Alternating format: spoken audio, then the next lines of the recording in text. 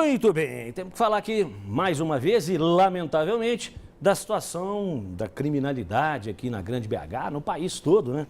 O que está acontecendo de roubo de automóvel, meu amigo, é uma grandeza. Em todos os bairros, né? Rouba-se carro em todos os bairros aqui da Grande BH, claro que alguns com maior ou menor incidência, e é por isso que você tem que proteger o seu patrimônio sempre, claro. Por isso mesmo a gente recomenda a Aprove. A Aprove é um clube de benefícios. É bem diferente de uma seguradora convencional. Você se associa a um clube, né? E ali você tem várias garantias e conveniências e motivos para se associar, a começar pelo preço, que é bem diferenciado, muito menor do que as seguradoras convencionais. Por exemplo, lá na Aprove você tem a garantia total contra roubo, no caso de roubo do seu automóvel, contra colisões, batidas, isso todo lugar tem, né? Mas na Aprove você tem, por exemplo, alguns serviços adicionais que são quase que exclusividade da Aprove. Por exemplo, esqueceu a chave lá dentro do seu carro, de madrugada, já aconteceu isso com todo mundo, né? E aí, rapaz, é complicado. Você liga para a Aprove e descomplica, vai lá um chaveiro e abre o carro para você. Arriou a bateria, a Aprove vai lá e manda lá um motoqueiro para fazer aquela famosa chupeta, não é isso? O pneu furado, está sem o step, não está conseguindo trocar, alguma dificuldade ali na troca do pneu, a Aprove manda lá o borracheiro para você, táxi, providencia táxi para que você possa se locomover sem o seu carro, carro reserva, né? É um outro benefício da Aprove, e tudo isso, gente, até 70% mais barato que as seguradoras convencionais. Por isso que eu gosto de destacar aí, ó, grandão no seu vídeo aí, a Aprove 25654101. São 10 anos de experiência, de garantia, de seriedade, né? Com a turma da Aprove não tem brincadeira não. Pode ligar lá, 25, como é que é? Põe de novo aí. Você sempre me derruba, põe na letrinha pequena lá, sabe que eu não enxergo. 25654101, é assim, grandão. 25654101. Liga lá e falando que você ouviu o anúncio aqui no nosso programa, você vai ter um desconto muito legal. E indicando mais alguém, pode ter um desconto de até 50%, meu amigo, não é brincadeira não. Estou recebendo aqui mais uma vez o meu querido professor de Direito Constitucional, Vladimir Boa tarde. Feijó. Tudo bom, Vladimir? Tudo. Bacana. Não venho falar de coisa tão boa quanto os espetáculos e as artes, não, mas a gente vai conversar um pouco da situação que não tem como fugir dela, né? Fazer o quê, né? É a nossa realidade e é a realidade política, e política é a coisa séria e tem a ver com a vida de todos nós. Do dia a dia. Não tem como fugir disso. Mas vamos lá. Estamos repercutindo ainda aquela bomba que caiu aí sobre a República no início da semana, final de semana, início da semana, com o pedido de prisão de gente aí... Graúda. Da cúpula, né? Da cúpula, da nossa elite política, graúdos. Vamos até botar as fotos aí, né? Nós estamos falando aí, por exemplo, do Renan Calheiros, presidente do Senado, não é pouca coisa não, meu amigo. Renan Calheiros, Jucá, um dos articuladores aí do atual governo, né? Um braço direito. Diz que continua ministro ex officio, né? Mesmo sem ter um cargo, está trabalhando como tal. Pois é, mas há quem diga não, há quem afirme com todas as letras que ele, né? Que ainda está dando as cartas. Articulador, exatamente. Está dando as cartas assim... Não, eu ia falar do Cunha, né? Não é o caso. Aí o Sarney, mas que também, flagrado naquela gravação, um homem com o passado, com a história dele, é lamentável. Se tiver o Cunha aí para completar a turma. Bom, depois põe o Cunha aí. Mas então, professor, qual que é o destino? O que esperar? Qual que é o destino? Eu estou falando do ponto de vista legal mesmo. Qual que é o destino dessas pessoas? O que esperar da nossa justiça? Bem, Luiz, o que acontece é um pedido em princípio secreto que está rolando nas investigações aí de corrupção, de desvio de dinheiro público. Chegou nas mãos do Supremo Tribunal Federal, esse pedido aparentemente tem 3 semanas. Foi distribuído, como a Lei 8.038 determina, para um dos ministros. Caiu, parece, todos esses casos aí, esses 3, nas mãos do Teori Zavascki. Ele, como juiz singular da análise, né, relator, pode aceitar ou não o pedido de prisão. Como os 3 são senadores, só cabe pedido de prisão para eles em caso de crime em flagrante delito e inafiançável. Então, seja ele de corrupção ou seja esse novo que tem se discutido aí, obstrução de justiça, poderia ser o caso. Uma vez ele decidindo a prisão deles, não é automático. É difícil, né? É doído ter que ouvir isso. Mas em 24 horas vai para a mesa lá do próprio Senado. E eles é que vão decidir se pode prender ou se manda parar a prisão e o processo segue com eles soltos. Mas é o ministro, deixa a gente entender uma pergunta que a população, o Brasil está fazendo.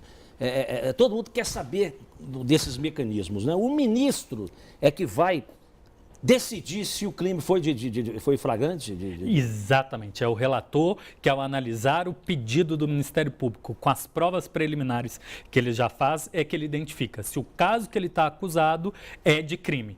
E se a situação é de flagrante delito. Nesse caso aí de corrupção ou de obstrução de justiça, a teoria é de que é um crime continuado.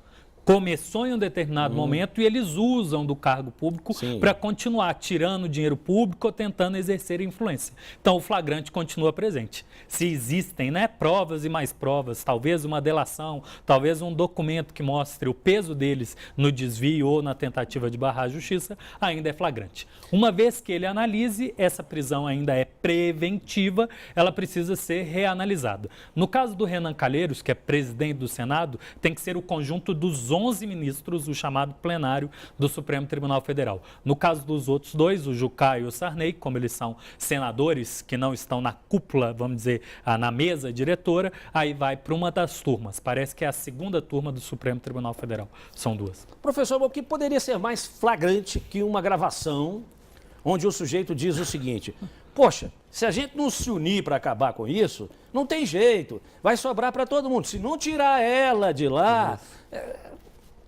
Foi o caso do Delcídio do Amaral, que foi preso há algum tempo antes com a mesma situação. Sim, ele, quando comparou a gravação dele com a gravação desses aí, disse que era brincadeira de criança, né? Muito mais leve do que esse tipo de arranjo, esse tipo de acordo. Porque aí não é uma pessoa prometendo para alguém de fora exercer influência. São membros, 3 ali dentro. A diferença é brutal. É brutal. Vale lembrar que, apesar do ministro do Supremo Tribunal Federal ser indicado pelo presidente da República, ele só assume o cargo porque os senadores assim quiseram. Metade do Senado aprovou. Inclusive, né, este que está agora, o Zavascki, é um dos últimos. Então, certamente, esses 3 senadores de agora, e o Delcídio também antes, contribuiu para ele estar lá no Supremo. Então, digamos assim, eu não gosto muito de eufemismo, não, mas digamos que ele tem, o ministro tem bom trânsito no Senado.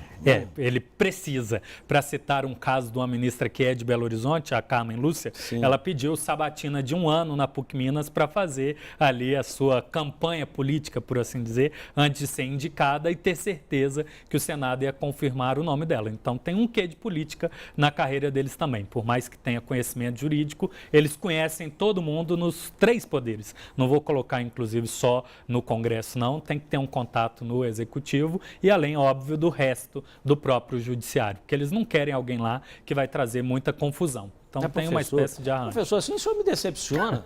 Eu aprendi na escola que os poderes são independentes. São harmônicos. Harmônicos? Sim, de fato são, do ponto de vista da função deles. Um não depende do outro, mas não quer dizer que eles existem avulsos. Eles precisam trabalhar com algum equilíbrio para as coisas funcionar. A existência de 3 poderes existe para evitar um poder absoluto. O problema é que corre o risco deles estarem em conluio e os 3 juntos, de fato, exercer a mesma coisa que um ditador ou de que um rei absolutista.